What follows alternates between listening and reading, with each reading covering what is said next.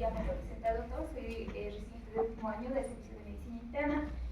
Continuando con las exposiciones, el día de hoy vamos a tocar lo que es el tema de diabetes. Es una enfermedad amplia, común, múltiples complicaciones y comorbilidades.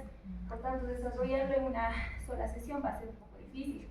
Hoy vamos a dar una actualización de lo que son toda la información recopilada sobre la guía SADA 2025, que cada año se actualiza generalmente en diciembre.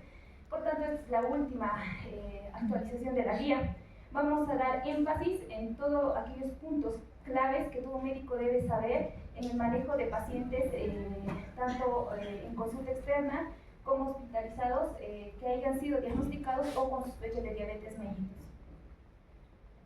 Vamos a comenzar diciendo que la diabetes es un trastorno metabólico caracterizado por la presencia de hiperglicemias crónicas secundario a la déficit parcial o absoluta de lo que es la insulina. Va a producir múltiples complicaciones micro-macrovasculares que afectan la calidad de vida de los pacientes y puede causar complicaciones agudas como la cetocidosis diabética que ponen en riesgo la vida de los mismos.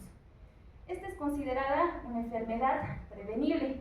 Es la gran pandemia del siglo XXI. ¿Por qué? Porque afecta aproximadamente 40 millones de pacientes que están siendo diagnosticados con diabetes. Sin embargo, el 30% de estos no saben que tienen diabetes y son diagnosticados cuando ya tienen complicaciones, enfermedades renales, retinopatías y demás. Por tanto, el diagnóstico de los mismos es esencial y, como habíamos dicho, es una enfermedad prevenible.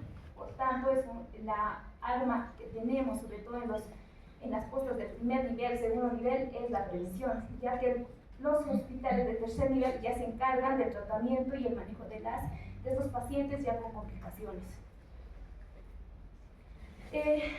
Como un recordatorio vamos a hablar de lo que son los tipos de diabetes.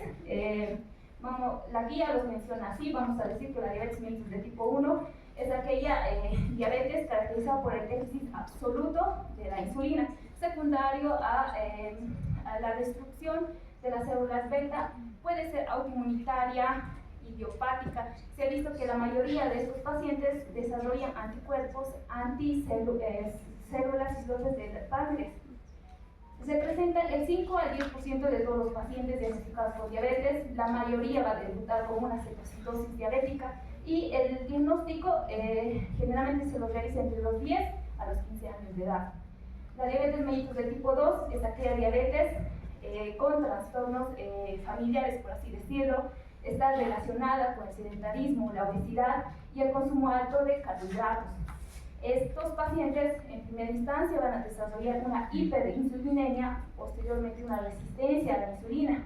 Son pacientes obesos, la mayoría son varones y son diagnosticados a partir de los 40 años de edad. Representan el 90% de todos los diabéticos. La diabetes gestacional en mujeres embarazadas se resuelve posterior al parto. Sin embargo, estas mujeres tienen un alto riesgo de sufrir una diabetes en el futuro. Y los otros tipos que ya han sido clasificados aparte son las genéticas, como lo que son las diabetes MORI, que se presentan en menores de 25 años. Generalmente estos pacientes tienen hermanos ya diagnosticados por diabetes y sus hiperglicemias no son tan marcadas. Enfermedades exógenas del páncreas, como los cánceres, las fibrosis quísticas pueden causar. Enfermedades endocrinológicas que van a debutar con hiperglicemias y con diabetes son la enfermedad de Cushing, la acromegalia, entre otros, ¿no? El uso prolongado de corticoides, la exposición quimioterapéutica a los pacientes con cáncer tienen riesgo de presentar a la larga diabetes.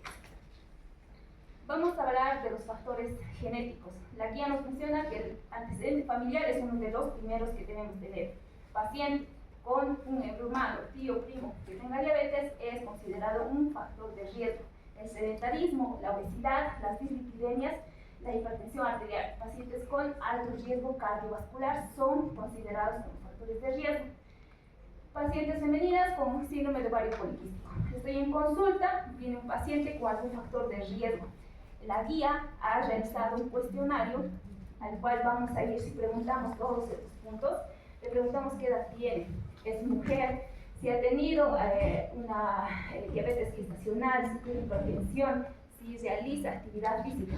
A cada uno de estos vamos a dar un punto en cada uno, y aquellos pacientes que suman más de 5 puntos tienen alto riesgo de desarrollar diabetes en los próximos 2 a 3 años. Ya tengo a mi paciente en consulta externa que está con sospecha de diabetes. Tengo que hacerle los criterios diagnósticos de la diabetes. A todos en el internado, incluso en nuestra actividad laboral, nos van a preguntar cuáles son los diagnósticos o los criterios diagnósticos. La medición de la insulina, pero de la glucosa, es una de las pruebas que la mayoría de los hospitales tiene, es barata y se lo puede realizar. Entonces, una glucemia en ayunas mayor a 125 es considerada un criterio diagnóstico para diabetes. El ayuno debe ser de 8 horas, también la hemoglobina glucosilada mayor a 6.5 es un criterio. La prueba de tolerancia a la glucosa mayor a 200 a las 2 horas posterior a la administración de 75 gramos de glucosa es una. La glicemia al azar, postprandial y demás, mayor a 200 es un criterio diagnóstico si está relacionada con síntomas de hiperglicemia. ¿Cuáles son esos? La polidipsia, polifagia, poliuria y pérdida de peso inexplicable en estos pacientes.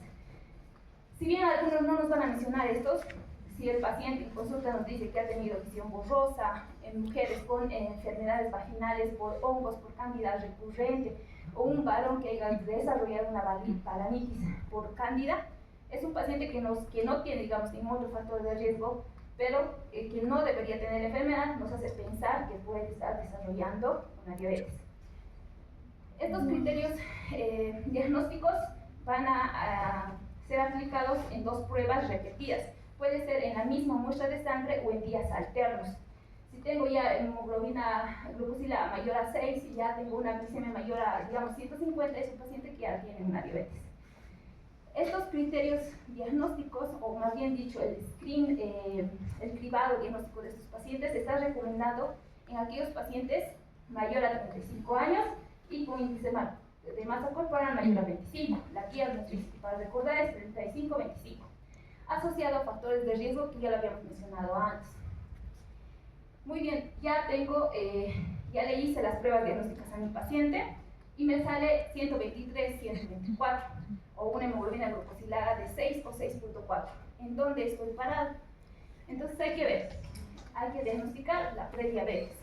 Este es un episodio o un estado en el cual el paciente va a tener picos anormales de glicemias que no cumplen los diagnósticos de diabetes, pero se ha visto en los estudios que esos pacientes ya desarrollan complicaciones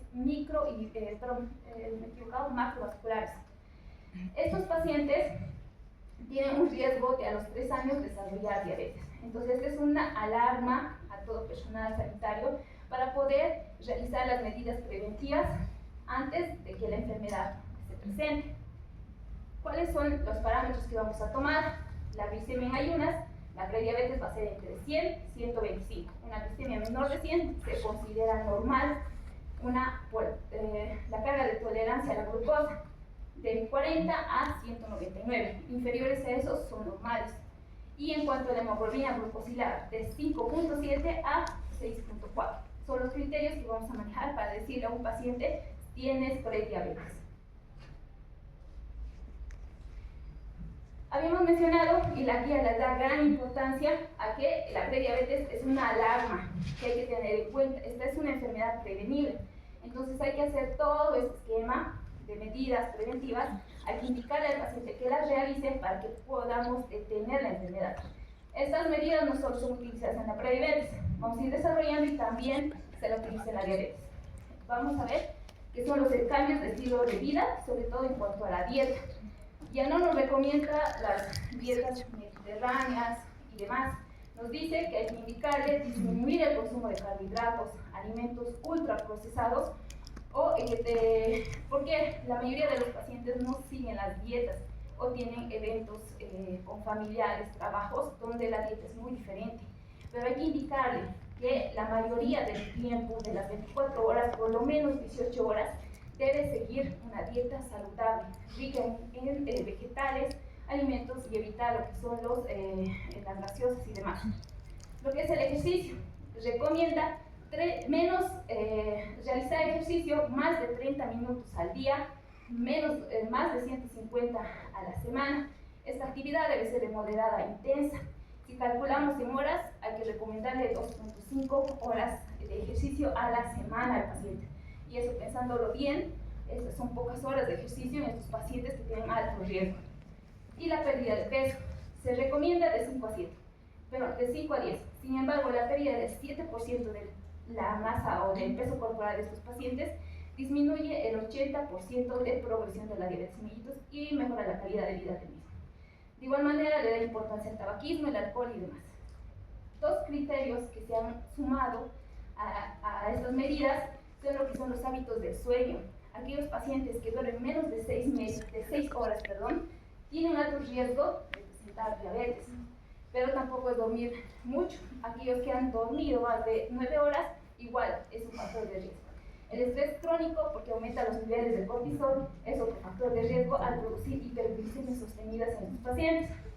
No quiere decir que, digamos, tengo un paciente, un estudiante, esto es solo dinámica, un estudiante de economía que duerme sus 6 horas, pero hace ejercicio, tiene buenos hábitos alimenticios y demás, no es un factor de riesgo. Pero un estudiante de medicina que está en el internado, digamos, tiene alto estrés, no duerme las 8 horas debidas. El único ejercicio que hace es estar en el hospital y de paso no come bien. Son pacientes que tienen factores de riesgo. Nos vamos a morir. Una vez que he diagnosticado a mi paciente con diabetes, vamos a hablar de los hipoglicemiantes orales que podemos utilizar. Esta es una lista pero donde tenemos lo que son las actividades, tenemos los medicamentos que están presentes, la dosis y la dosis máxima. Entonces vamos a poner atención a algunos de ellos. La guía lo menciona y sigue siendo el fármaco de primera elección, que es la metformina, que es una bicuamida que va a disminuir lo que es la resistencia a la insulina a nivel periférico, aumenta la secreción de la misma y disminuye la absorción de la glucosa a nivel intestinal. Si bien a algunos pacientes en consulta se les va a quejar de náuseas y demás, la mayoría lo tolera bien. El déficit de vitamina B12 y la citosis láctica sí está presente, no es frecuente, pero se ha visto que aquellos que consumen más de 2 años la metformina pueden desarrollar. Tenemos las sulfonilúreas, ya no están tan recomendadas, casi no los menciona la guía. Sin embargo, en los países con pobre desarrollo económico, es uno de los medicamentos que lo tenemos al alcance de la mano. Entre estas tenemos la glibenclamida. Estos van a liberar, es un secretagogo, estimula la liberación de insulina al inhibir los canales de potasio. El boom de la medicina en ahora son los inhibidores de los receptores SGLT2 que se encuentran en el túbulo recto proximal de las ADGN. Son receptores encargados de la reabsorción de glucosa que está en la orina. Al inhibir estos, vamos a producir que es una glucosuria, una eliminación mayor de la misma. Son los más recomendados en pacientes con riesgo cardiovascular, insuficiencia cardíaca y enfermedad renal crónica, porque se ha visto que mejora todos estos, mejora la progresión renal y demás. Los inhibidores del peptidil peptidasa 4. El peptidil peptidasa 4 es un degradador de las incretinas. A nivel fisiológico, las incretinas van a aumentar o estimular la liberación de la insulina. Al inhibir estos, prolongamos hacemos que se libere mayor cantidad de insulina. También son recomendados porque tienen un factor cardioprotector. Otros son los análogos de la GLP-1. Esta es una incretina. De igual manera va a aumentar la sensibilidad a la insulina, aumenta su excreción, disminuye lo que es el vaciamiento gastrointestinal y disminuye lo que es la producción de glucagón, disminuyendo así las hiperglicemias. Si no me equivoco, el que tenemos ya en acá es el semaglutide. Aquellos medicamentos que se ha visto que tienen un factor protector contra el riesgo cardiovascular es la metformina. Si bien es un porcentaje pequeño, está presente. Están los inhibidores de la SGLT2 y también los análogos del GLP-1. Entonces son los medicamentos que la guía recomienda en la utilización de los pacientes. Las insulinas, vamos a mencionarlas de manera rápida. Tenemos sus dosis, les van a preguntar a los que van a hacer el internado o aquellos que en su actividad laboral, no hay uno que otro que les va a preguntar. Tenemos la acción rápida, son aquellos que van a utilizar una acción, empieza a los 15 minutos, tiene un pico a las 2 horas, máximo hasta 6. La regular o la cristalina es la que se utiliza subcutánea, endovenosa en casos de cetoacidosis e intramuscular. Tienen un pico a las 4 horas y una acción hasta 6-8 horas.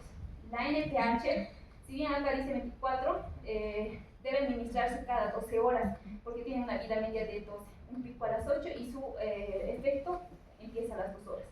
Las insulinas de larga acción son aquellas que duran prácticamente las 24 horas, solo necesita la administración de 1 y se van a administrar de 0,1 a 0,2 unidades kilopeso.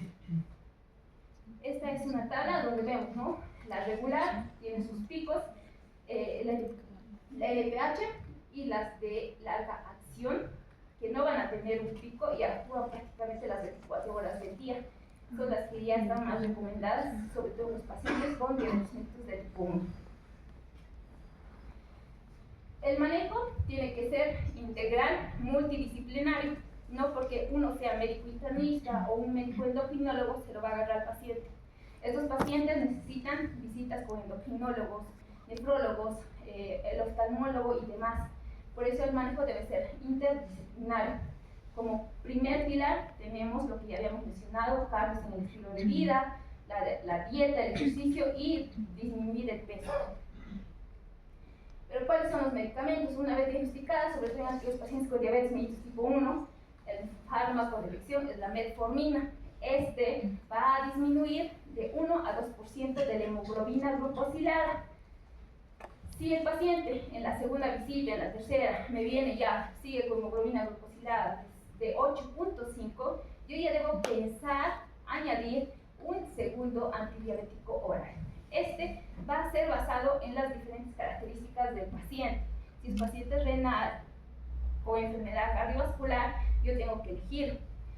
Los análogos de GLP-1 y los inhibidores de SGLT2 son ideales en pacientes con riesgo cardiovascular aumentado, pacientes con insuficiencia cardíaca y pacientes con enfermedad renal crónica o en progresión.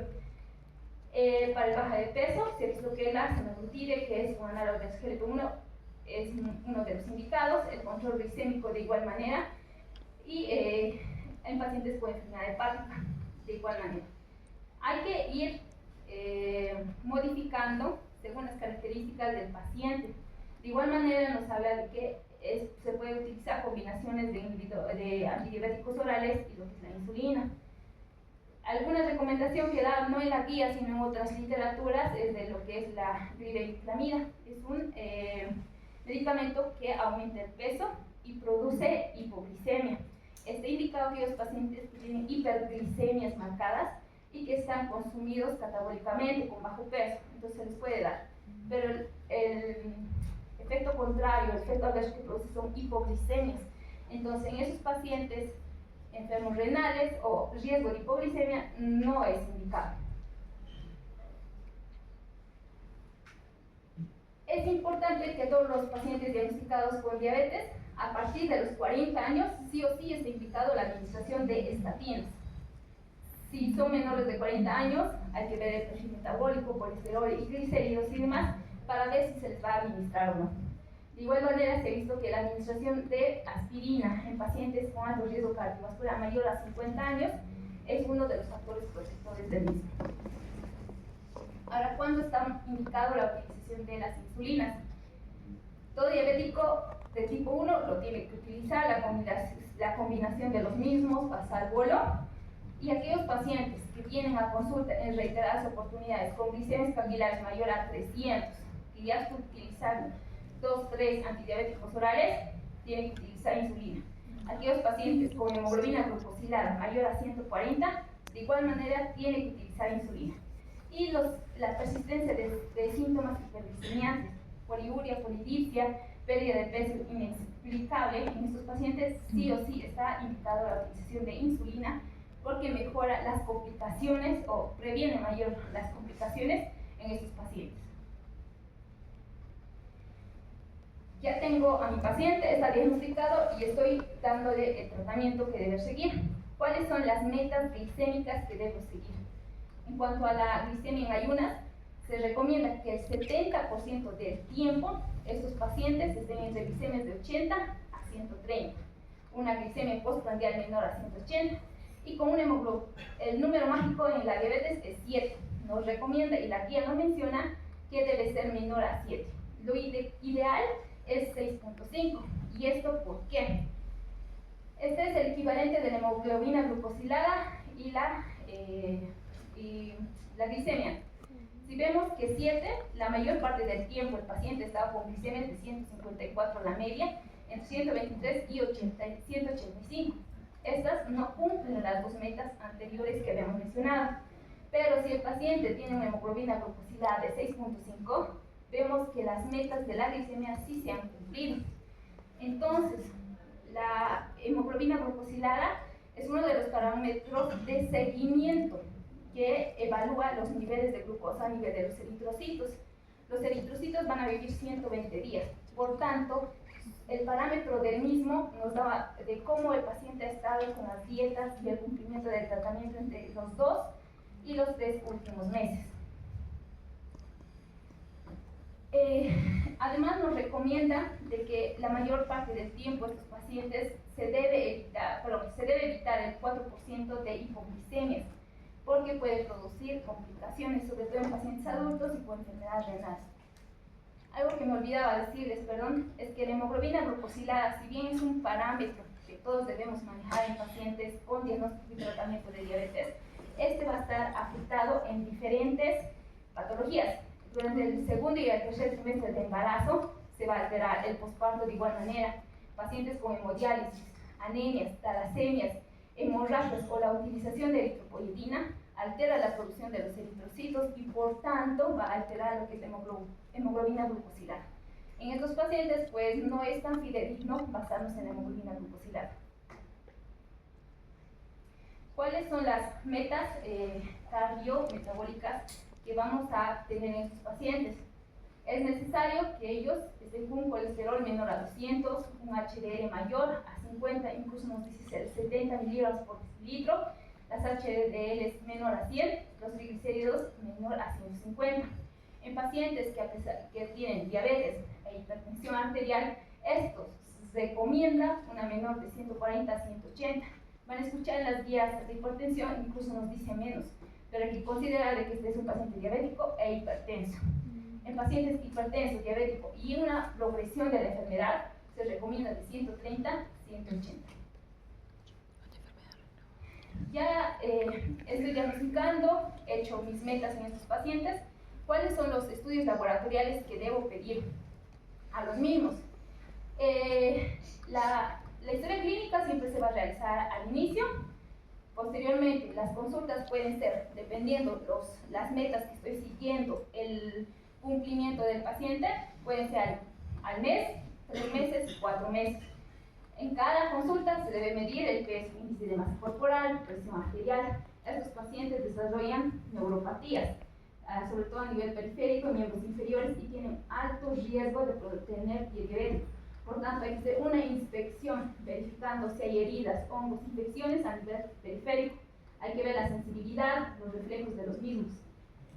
De igual manera, las glicemias deben ser en cada consulta, la hemoglobina glucosilada cada 3 meses, porque hemos dicho que este nos da cómo ha ido el paciente en los anteriores 3 meses a la visita en consulta.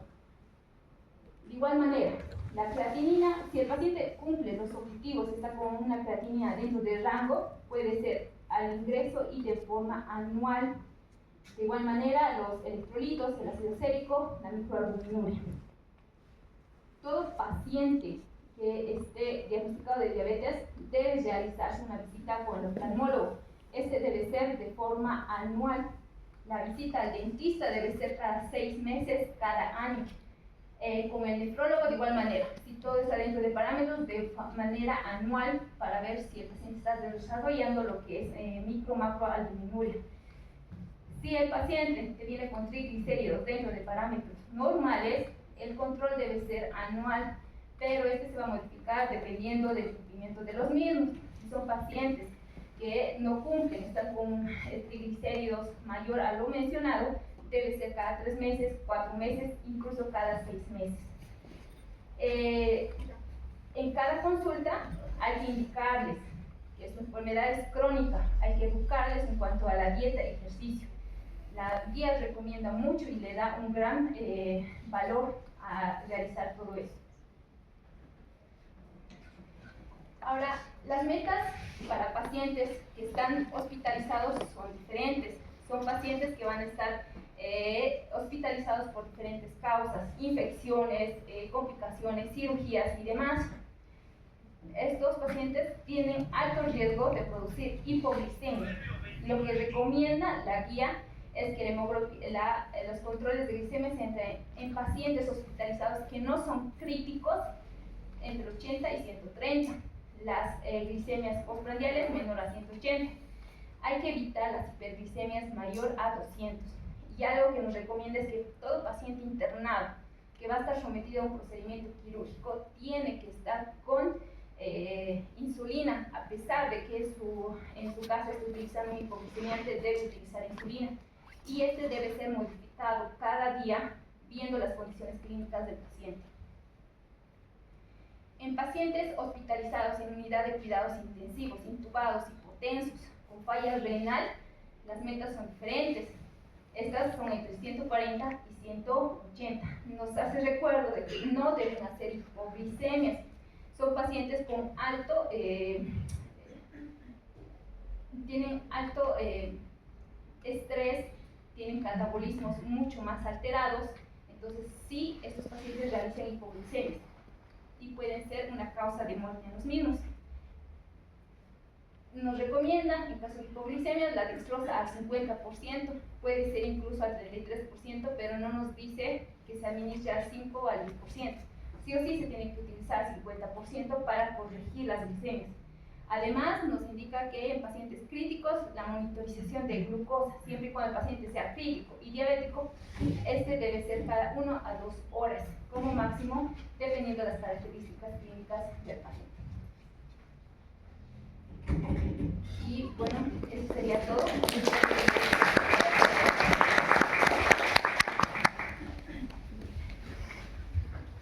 Bueno, muchas gracias a la doctora Viviana.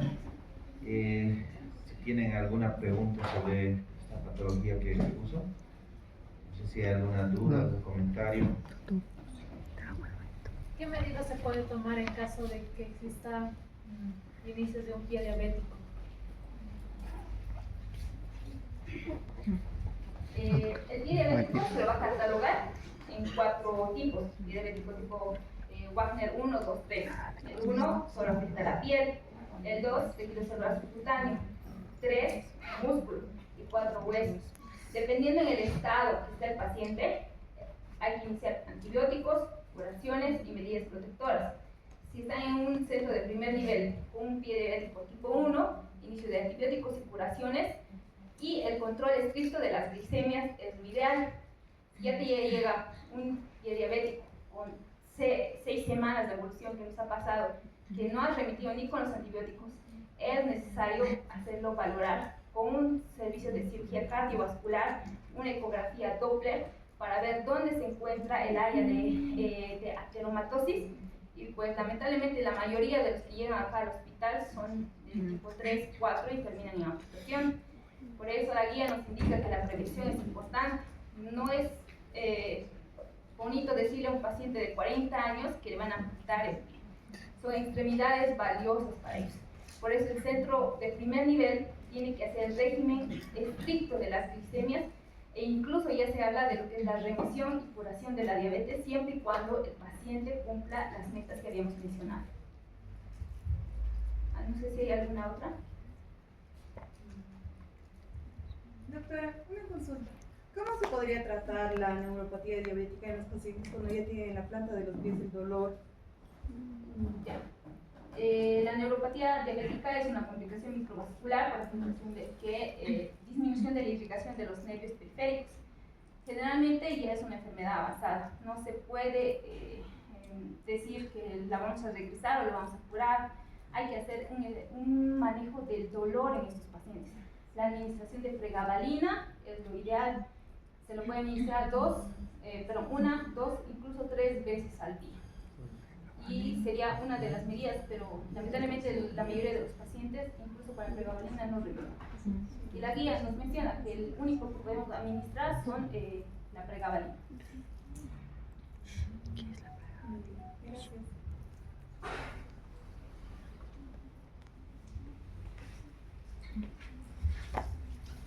Bueno, no sé si hay alguna otra pregunta. Si no, vamos a pasar con la doctora Leslie Bertugués, residente del tercer año de la especialidad de medicina interna, que nos va a presentar el tema de hipertensión arterial.